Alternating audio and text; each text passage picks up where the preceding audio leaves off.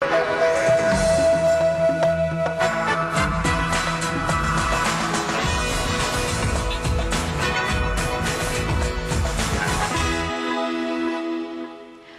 жылдың соңына дейін Қазақстандағы интернет қолданушылардың саны 1.800.000 адамды құрамақ. Ал 2010 жылға қарай олардың саны 3,5 миллион адамға жетеді деген еді елбасымыз бір сөзінде. Отандық IT компаниясының мәліметтеріне сүйенсек, өткен жылы ғана елде 500-ге жуық интернет сайты болса, олардың саны бүгінде 700-ден асатын көрінеді. Қазақ интернеті өрлеу үстінде. Сәлеметсіздер ме, қымбатты көрермендер. Рухани әңгіме бағдарламасының бүгінгі тақырыбы ғаламтор ғаламаты. Студияда қонақтарымыз Асхат Еркінбай, журналист, Жас Қазақ газетінің жауапты хатшысы және Award KZ байқауының ұйымдастыру комитетінің мүшесі. Келесі қонағымыз Ізгілік Нағиев, Қазақ интернеті қоғамдық бірлестігінің бас директорының орынбасары, Тор KZ жобасының ұйымдастырушысы. Дұрыс па? Сәлеметсіздер ме, қымбатты қонақтар, келгендеріңізге көп рахмет. Сонымен жаңағы цифрларды естідіңіздер. Бүгінде қазақ сайттарының саны 700-ден асып жығылатын көрінеді. Қосыласыздар ма осы мәліметке? Жалпы сайттың саны айтпас бұрын бірінші қолданушы жөнінде айтып өтейін. 1.800.000 қолданушы болады деген мәлімет. Мен бұған 10 жылға қарай 3,5 миллион болады. Әрине олай болса, егі өте жақсы. Тіпті жақсы, бірақ бұған күмәнім бар бұл санға. Қазіргі сан көрсетіп жатыр 1.200.000 қолданушы бар деген. Бірақ олар қандай әдіспен есептеген бізге белгісіз. Менің білуімше, қазір мектептердің барлығы компьютерлендірілді.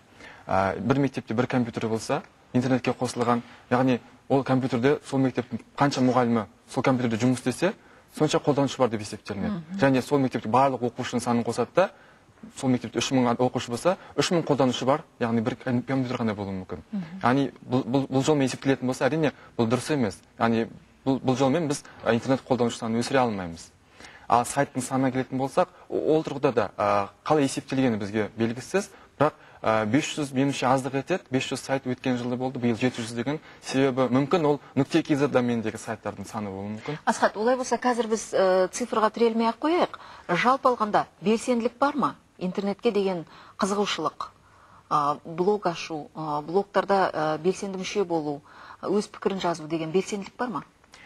Сенесіз, соңғы бір жылдың ішінде біздегі белсенділік, егер динамика ретінде көрсететін болсақ, белгілі бір тауға өрмелеген сияқты бірден шарықтап кетті. Неге? Себебі Мегалайн қызметінің іске қосылуы өте үлкен мүмкіндік берді. Бұған дейін бізде қалай болды? Статистика бойынша ірі қалаларда интернет қолданушы саны көп болатын. Алматы, Астана және Атырау өңірі мұнайлы аймақ. Себебі ол жақта көбіне инвесторлар көп бар, ағылшын тілдер, американдықтар бар, солар көп қолданатын. Қазір керісінше бірте-бірте ауылдық жердегі жастар, ауылдық жерден тұтынушылар, қолданушылар көбейе бастады, Мегалайн үйге қостыра бастады. Мен жаңа оқыған соңғы мәлімет бойынша, қазір үйінде ноутбугі бар адамдар көбейе бастаған. Яғни ноутбук бар деген сөз интернетке қосылады деген сөз. Dial-up connection-нан ADSL connection-ға қосыла бастағандар көбейе бастады, және қалта телефон арқылы интернетке қолданушылар саны көбейе бастады. Бұл барлығы интернетке деген қызығушылық халықтың арасында зор даму бар. Даму бар. Олай болса сұрақ сізге. Қазақ интернеті қоғамдық бірлестігінің атқарушы директорысыз және Тор KZ жобасының ұйымдастырушысыз. Осы жұмысты ұйымдастыру барысында қандай қиындықтар болды алдыңызда? Ең бастысы? Қиындықтар дегенде қиындықсыз ол өмір болмайды. Барлық өмірдің өзі күрес қой. Не үшін күрестіңіз бастаған кезде? Не үшін дегенде ең бірінші біздің мақсатымыз сол, яғни қазақ ең бірінші біз интернетке шыққан уақытта барлық ақпараттар басқа тілде еді.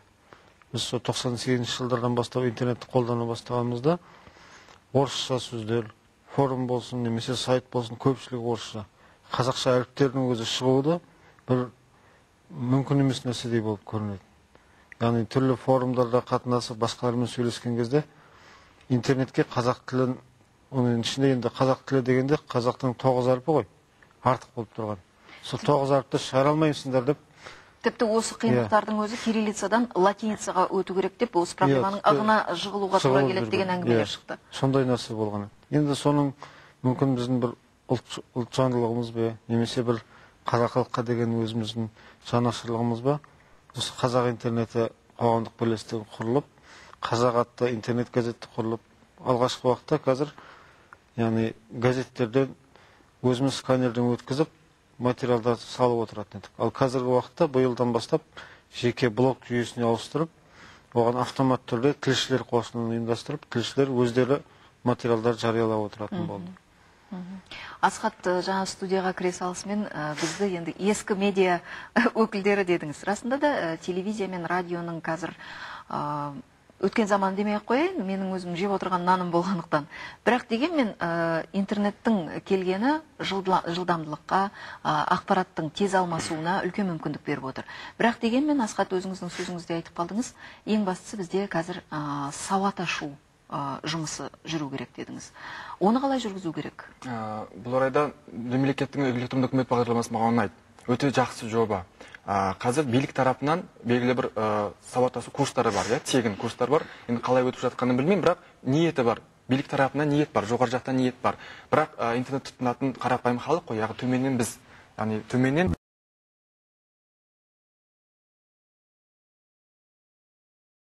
үйдің ауласынан тегін курс ашылады деп, жеке энтузиасттар, жеке адамдар өздері сауат ашу курсын жүргізбесе, бұл іс меніңше шешім таппайды. Оның қарапайым оңай жолы бар, ол жаңағыдай электронды нұсқада дисктер көп шығару, тегін тарату, үлестіру деген сияқты. Біз көп мақтанамыз, Қазақстан халқының 99% сауатты дейміз. Бірақ IT сауаттылық жөнінен біз 3% халықтың 3% сауатты. Яғни компьютерді қолдану, интернетті қолдану, қажетсіну, күнделікті өміріне дұрыс пайдалану. Пайдалану болған кезде көп жағдайда ойын ойнау, хат алмасу, я болмаса ақпарат іздеу, онда да ақпаратты көп жағдайда орыс тіліндегі ақпараттарды іздейді, ал қазақ сайттары енді ғана халық құлағына жетіп жатыр десек те болады. Сіз қалай деп ойлайсыз? Енді халық көпшілігі, бізде халық деген өзі, көпшілік халық қазір қарапайым қара жұмыстың өзінде ғой, базарда болсын, басқада болсын. Оларға мысалға интернеттің тіпті қажеттілігі де жоқ. Енді қажеттілігі болмағаннан кейін оларға компьютерді үйрену немесе интернетті үйрену деген бір қажет болып есептелінбейді. Мысалға электрондық сауда жасау, ондай нәрселердің бар екенін олар тіпті ойламайды. Енді аз ғана көпшілік үйде компьютерде отырып ақ сауда жасауға болады. Бірақ қазаққа тән жақсы нәрсе. Меңгеруге болады. Жақсы нәрсе қазақ қашанда менде болмаса да баламда болсын деген бір қасиет бар. Сондай несімен үйретіп жатыр. Мегалайнда кейде отырам, ата-аналар келіп жатыр, балама қостырайын деп едім, балам оқысын. Баласында 4-5 жаста кішкентай бала, білсін, балам білсін. Сосын бәсекелестік бар ғой. Ана үй қостырған екен, үйге қостыр. Ол жақсы нәрсе. Сөйтіп, яғни бір ауылда бір үйде интернет болса, яғни көп кешікпей бүкіл ауылда интернет болады. Нарықты қозғаушы күш. Біреудің баласында бар нәрсе, менің баламда да болу керек. Рас, белгілі бір қазір қазақ көбіне біз әлеуметтік жағынан аз қорғалған дейміз, базардан есебімен жүрміз. Бірақ бірте-бірте қыспақтан шығып келе жатқан сияқтымыз. Оған жаңағы дәлел қазақша бірте-бірте интернеттен қазақ тілін бизнеске айналдыру үдерісі пайда бола бастады. Қазақтың жігіттері, іскер жігіттер, экономиканы қаруланған, батыстың біліміне қаруланған қазақ тілінде интернетте бизнес таба бастады. Яғни ақшаға айналдыра бастады. Жолы бар деген сөз. Ертең бұл кең үдеріс табатын болса, неліктен қазақтың жастары үйде отырып интернетпен бизнес жасамас? Неге жасамасқа, иә. Қадірлі қонақтар, бізде телефон қонақ деген өзіміздің сырттан сұрақ жаудыратын қонағымыз бар. Сондықтан сол кісіге қазір кезек берейік. Нальвира. Керемет, мен